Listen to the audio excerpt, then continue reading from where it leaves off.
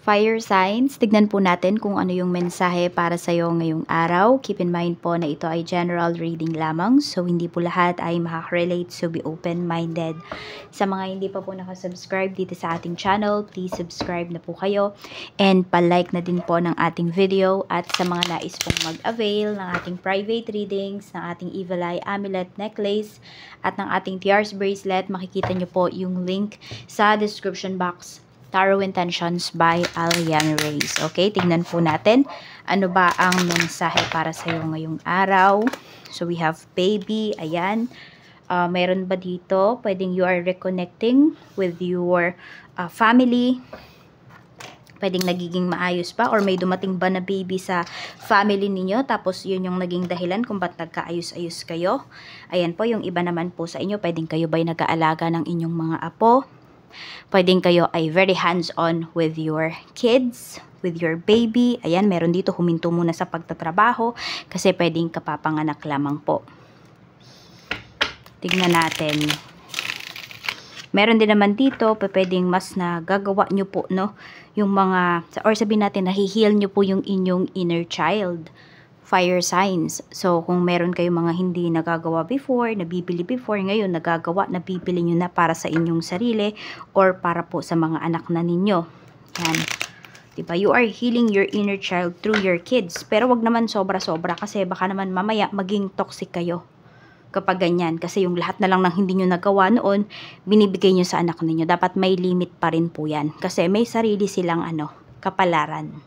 So, wag din naman din nating diktahan yung kanilang kapalaran dun sa pag-heal dahil gusto nating i-heal yung inner child natin through our kids. Tingnan natin ano pa yung mensahe. Mensahe pa po natin, Spirit Guide. Ano pa ba yung mga pwedeng mangyari para sa'yo ngayong araw? We have the World. Yun, meron naman dito, pwedeng nagsasacrifice kayo. Kayo po ay nag-aalaga ng ibang bata. Ayan.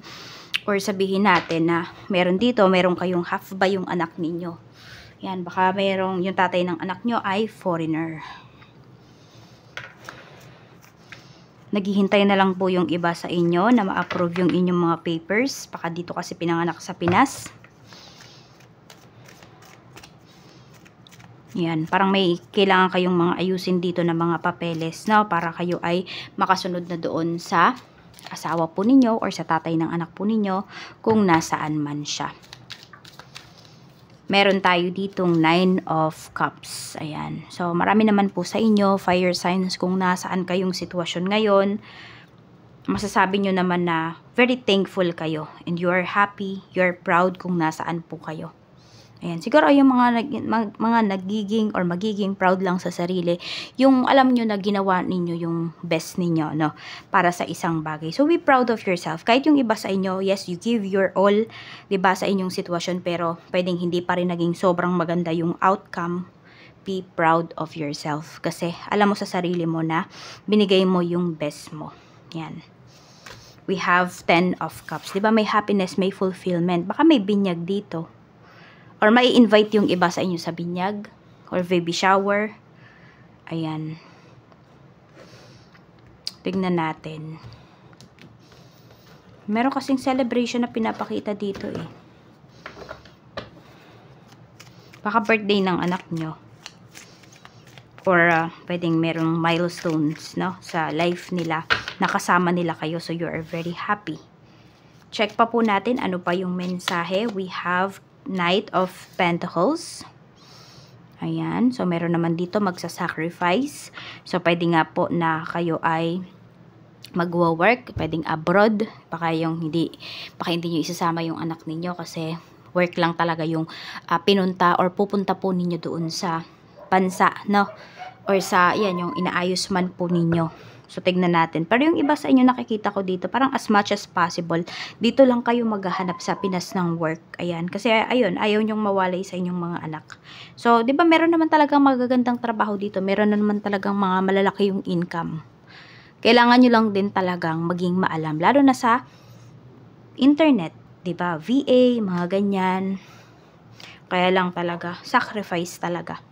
Okay, so tignan natin ano pa yung mensahe. We have the Tower. Okay, tignan natin.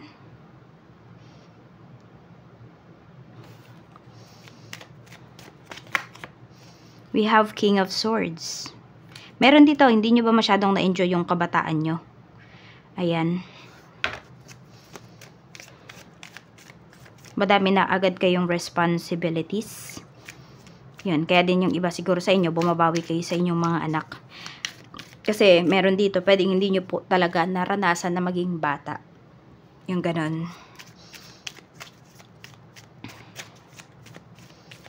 Tingnan natin. We have the Star. Okay. So, nakikita ko dito, unti-unti nyo na pong maaabot or naaabot yung mga pangarap po ninyo. Unti-unti na siyang nangyayari. Siguro, diba, na-shake man yung inyong faith, pero, ayun, bumalik. At di po kayo nawawala ng pag-asa. We have the Star energy here. May healing kasi dito na paparating. Okay, so yung iba po sa inyo, baka ayan, ngayon pa lang po kayo nakaka-recover, baka may nagkasakit dito. Tingnan natin. Ano pa yung mensahe? We have Queen of Wands. Ayun nga, lumalaban pa rin po talaga kayo dito. So kung ano man po yung mga pinuperson ninyo, ano man yung mga minamanifest ninyo, makukuha nyo talaga siya. May celebration tayo dito na pinapakita. Yan, kunwari, kayo man ang asawa mo to, kayo man ang family mo, may mga pangarap po kayo, makukuha nyo po yan. Kaya lang, syempre, kailangan nyo magtulong-tulong dito. Hindi po dapat na iisa lamang yung nag-e-effort towards this dream, towards this goal. Dapat lahat kayo. Yan, lahat kayo dapat ay may contribution dito. Tignan pa po natin, ano pa yung mensahe para sa'yo. Mensahe pa po natin. Paling na naman yung ano natin, no? Parang always naman eh. Kailan ba umayos? Ayan. Tignan natin, ano pa yung mensahe. We have Two of Pentacles. Ayun, meron naman dito parang hindi, ano ba, masaya kayo, yes. Pero parang hindi nyo kayang maging masaya ng sobra-sobra. Parang meron kayong mga regrets, ganyan. Parang ganito, kayo kumakain kayo ng masarap, tapos, kunwari, yung family members mo, meron ka mga family members na malayo sa'yo na alam mo na naghihirap sila. So, parang ganon, yung hindi mo kayang magsaya habang may mga taong naghihirap. Yun yung nakikita ko sa'yo dito, fire signs. So, parang ano ba, sobrang lambot ng puso mo dito, maaawain ka. Tignan natin, meron naman po dito, ay nagsisisi naman po kayo sa mga pinagkagastosan ninyo ng inyong pera. Tignan natin. Yun, meron dito about sa health yung nakikita ko. So, parang nagsisisi kayo ngayon kasi, di ba may choice naman kayo before kung kakain ba kayo ng healthy foods or hindi. Yan. So, pwedeng it takes toll na talaga sa health po ninyo. Yung pagkain ninyo ng mga fast foods, ng mga unhealthy foods, processed foods. We have 8 of Wands. So, pwedeng may pupuntahan kayo dito. Di ko alam kung may bagong bukas na resto ba dyan sa lugar ninyo. So, pwedeng, ayan po. Or pwede rin naman na may salo-salo dito. Parang last minute to na-invite sa inyo. Ayun, mukhang pupunta naman po kayo. So, pwedeng last minute lang siya sinabi na, uy, tara, punta tayo sa bahay, may salo-salo, etc.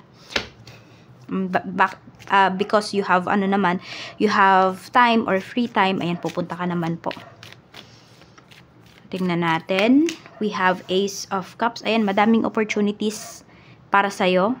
Fire signs, kaya lang nasa malalayo talaga. We have Ace of Swords. Yan po, ang ganda, oh. Maganda yung energy mo dito. Tignan natin. Merong gustong makipag-usap sa'yo. This is good news. May good news po na paparating para sa'yo. Pwedeng 8 hours, 8 to 9 hours bago, after mong mapanood yung video na to, meron kang marireceive na good news. Tignan natin. Okay, meron ba dito na miscarriage? Ayan. So, wag po kayo mag-alala kasi ibibigay din naman daw po sa inyo yung baby. Ayan. Tignan natin. Magkakaroon kayo ng rainbow baby. Okay, 9 months from now for some of you. Pwedeng 9 months or sa loob ng 9 months na to, bilang kayo ngayon hanggang 9 months, pwede po na doon ibigay sa inyo yung baby, yung rainbow baby ninyo. Ayan. So, do not lose hope. Yan yung sinasabi sa'yo dito. Tignan natin ano pa yung mensahe. Okay, dito naman merong naninira sa'yo. Or may nag-evil eye sa'yo dito. Pwedeng trabaho mo to eh.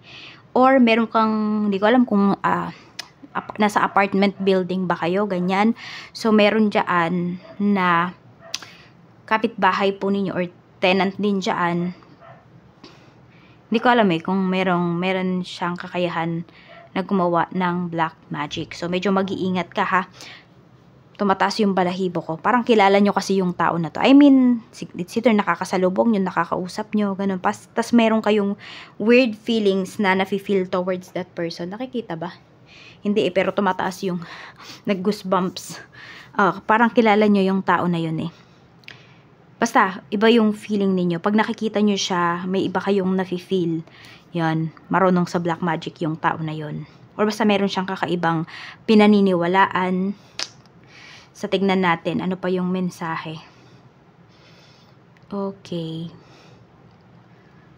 O yan, meron din naman dito, nagdadalawang isip naman kayo kung kayo ba ay maghahanda pa. So, pwede nga na merong may birthday sa family. So, ayan, it's either maghahanda ba kayo ng bongga or magsasalo-salo na lang kayo dito. So, pwede yun naman po yung pinag-iisipan po ninyo. Tapos, meron din talaga dito, ayan o, di ko alam kung magko-cross country ba yung iba sa inyo. Or meron kayong dalawang bansa na pinamimilian. So, sige, yung unang bansa na pinamimilian mo, tignan natin kung mas magiging okay ba yung life mo doon. The Empress, or dun sa pangalawa. Okay, parehas naman po, parehas naman na magiging maganda po yung life ninyo. So, kung ano na lang talaga yung gusto ninyo at tignan nyo din, 'di ba, yung economic something ng bansa na yon, or ano ba yung mga opportunities na pwede mong makuha doon, magkano ba yung cost of living doon. Doon na lang po siguro kayo mag-base, no? Pero kahit ano po yung puntahan ninyo dito, magiging successful naman po kayo. So, ayan lang po yung mensahe para sa'yo, fire signs. Maraming salamat. Mag-iingat ka po always and more blessings to come.